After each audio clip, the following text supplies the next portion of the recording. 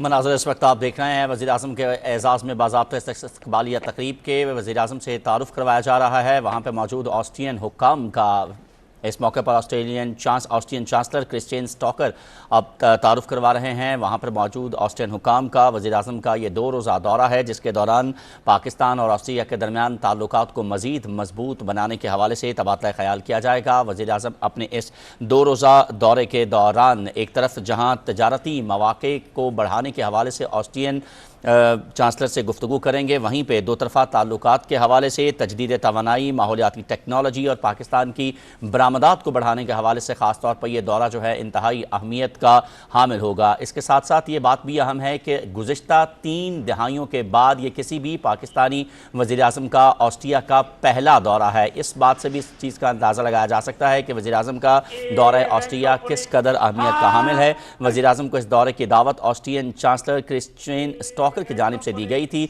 और ये बाज़ाब्ता इस्तकबालिया तकरीब आज वज़ीर आज़म के एजाज़ में